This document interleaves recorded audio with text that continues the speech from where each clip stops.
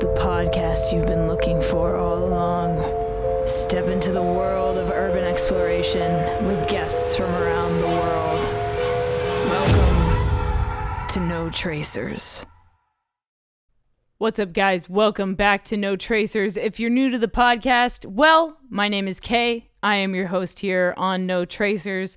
This podcast is all about urban exploration, something that I got into a long time ago, and I've only been documenting my adventures since 2016, which is crazy to me. I wish I had documented my explorations before that time, but that's when I really got into urban exploration. And so this week, I want to tell you guys a story about a place called the Downey Insane Asylum. And before I get into this episode, there's a couple things you guys need to know about. First of all, I have a book out called No Tracers, an Urban Explorer's Diary. If you guys want to get a copy of that photo book, it is full of my adventures and my adventure stories about the abandoned places that I have explored in America. There's also a place in Canada and a place in Portugal in that book that I have explored.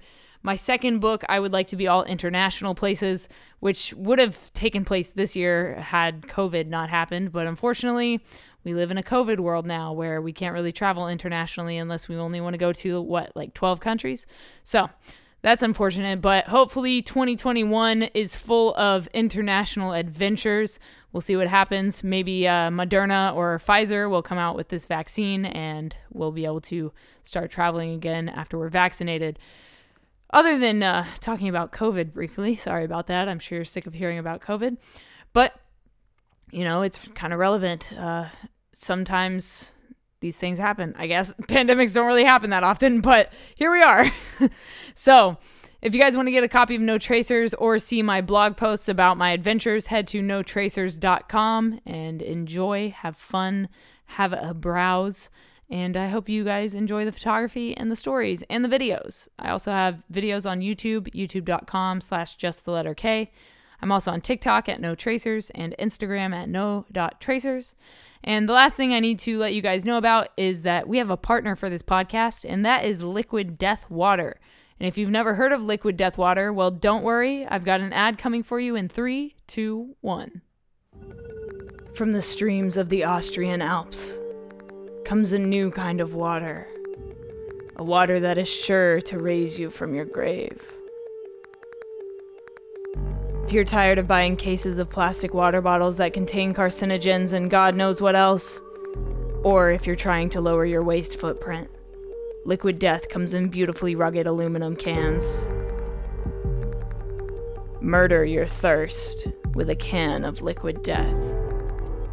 Check the link in the description and use code JustTheLetterK at checkout for 10% off your order. Liquid Death. Murder your thirst.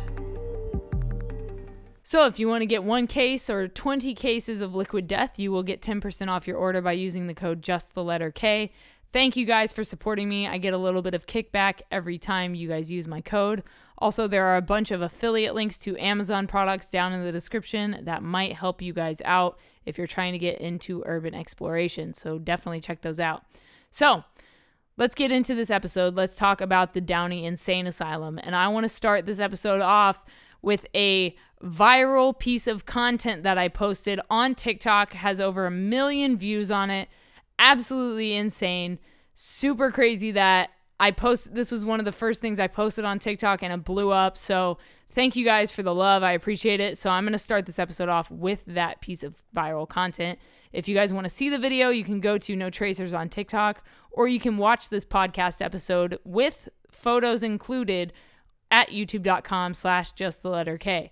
So if you want to see this podcast, like if you want a visual representation of this podcast, head to youtube.com/justtheletterK.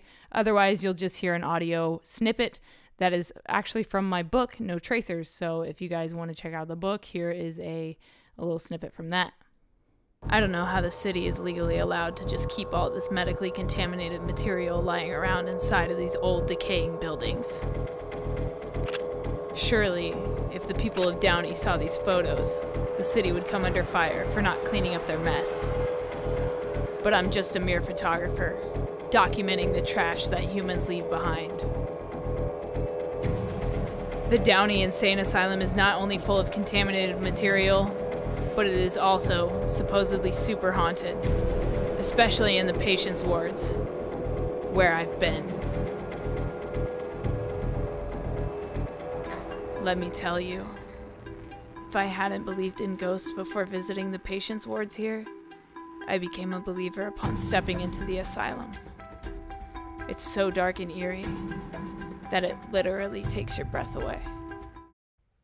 So yeah, that is a snippet from No Tracers, an Urban Explorer's Diary. So let's talk a little bit about the Downey Insane Asylum.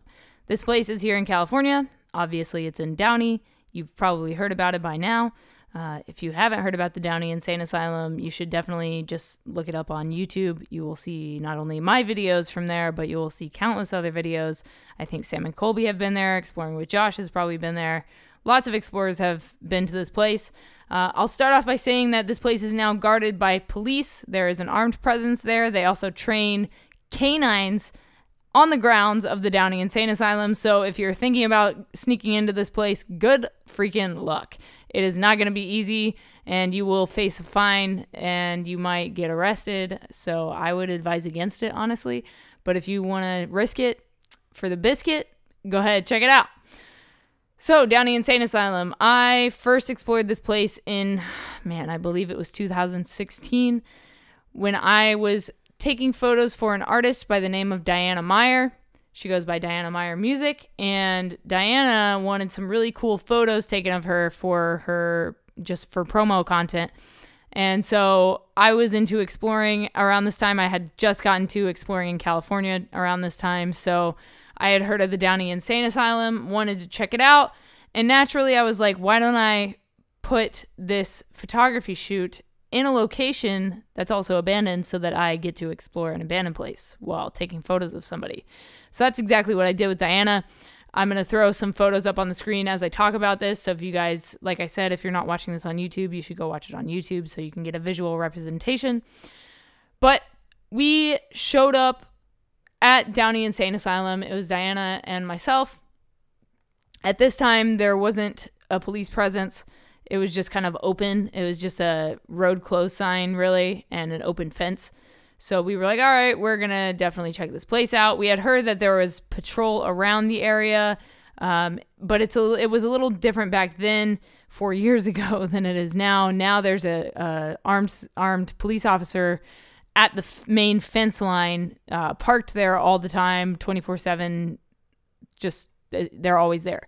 But back in 2016, they would just kind of like drive around the area and then go back to the police station. So upon stepping on the grounds of this place, we were almost immediately stopped by a police officer. We were walking around the main patient wards, and a cop car pulled up to us, and this very kind, charismatic gentleman basically rolled the window down and said, "Hey, you guys aren't supposed to be here. What are you doing here?" And I proceeded to tell him, "Hi, sir. I am a photographer. This is my friend. She is a singer-songwriter. And we heard about this place and wanted to take some creepy photos here. And we heard about the history of the place, so we kind of wanted to check it out." And he told us, "All right, you can go check it out. You can take your photos. But if anybody else stops you, I'm not going to be able to help you." So basically he was telling us, like, I didn't see anything. Go ahead. So we took that as, we're definitely going in this place now. A cop just told us it was fine, so here we freaking go. So went through the fence, went through an open window, and there were actually other people inside already, and they were leaving. It was a group of teenagers, probably spray painting the building or doing whatever it is teenagers do in abandoned buildings, maybe smoking some pot. So they were leaving as we were entering the building, which is how we actually found our entrance and exit, because they were coming out of a window, and we realized, okay, we can go through that window. So jumped into the window. First thing I did was set up my camera, get an opening shot of myself going into the window and my friends going into the window. We had Diana with me, and her friend met up with us as well. So it was 3 of us total, which is great for exploring. You always want to have more than just one person. Don't ever go by yourself. It's unsafe. So here we are. You know what? I want to cue some music. Can we have some music for this one? Let's drop some music in right here. Creepy ambient drone sounds. All right, here we go. So We jump through the window. I film my little intro video, and then I walk out into the hallway. I turn to the left, and I saw, for the first time, the darkness. And if you don't know what the darkness is, I'm going to give you a little rundown. The darkness is something that I came up with, the name, the darkness. Basically what it is, when you're in an abandoned building that has strong energy, it's so hard to explain unless you've actually experienced it. But there's a certain type of, it's dark in these buildings, right? But there's a certain type of darkness that is like you're looking into a void. And it's crazy that it exists inside a building that's empty. Because, how and why? Why does that exist? Why is that there? Why does it look like that? Why does it look so dark? That's the darkness. It gives you this feeling inside your chest, like your chest is collapsing. It feels like a ghost walked through you, basically. It takes your breath away. Like I said in that audio snippet, literally takes your breath away. So I'm in this hallway. It's completely pitch black. And what did I do? I set up my tripod. I took a long exposure photo. It's one of my favorite photos that I've ever taken to date.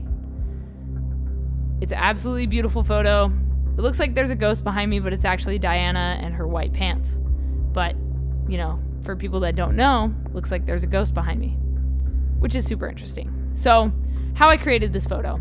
Basically, I had Diana stand behind me with my phone and wave it around my body, and I stood in this really creepy slumped over position. Kind of looked like the bent neck lady from The Haunting of Hill House, which was great, by the way. If you haven't seen it, check it out. Bly Manor was pretty good, just a different kind of story, different kind of storytelling. Also good. However, back to Downey. So, took this photo, and we continued on down the hallway. Turned the corner, and there's just a chair in the middle of the hallway, and the sun is coming through the window, and it's beaming right on this chair. And I was like, damn, that's eerie. So I snapped a photo. Then I told Diana to go stand on the chair. Or sit on the chair. I can't remember. I remember standing on the chair. Here's the photo. And then I told Diana to go over to the chair, pose in the chair. Took a photo there. Took a couple photos in the foyer area. The foyer, whatever you want to call it. So took a few more photos there, and then we decided to go upstairs and explore some more and take some more photos.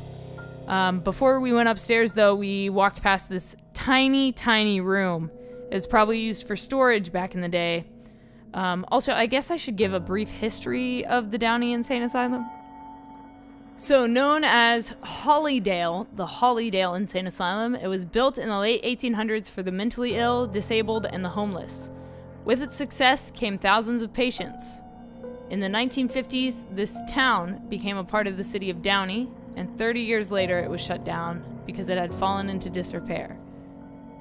And it's a shame that they couldn't keep it running because it seems like it truly helped thousands of people. If you happen to know anyone that was a patient there, please let me know. Please reach out to me. I would love to talk to them on this podcast. That would be insane. So that's just a brief little history about Downey Insane Asylum. There are stories that they found, the SWAT team was training there, and they found some body parts in a freezer. So there's kind of a bit of a twisted history with this place, but that goes with most asylums in the United States and worldwide. So back to my story. So we took this photo in a super tiny room, did some more light painting. So Diana is sitting in the middle of the room, and I stood behind her with my phone, like the flash on my phone, and I waved it around her in a weird motion. And this photo turned out exceptionally. It's a long exposure photo. It was probably a 25-second photo, and I love how it turned out. One of my favorite photos from the shoot.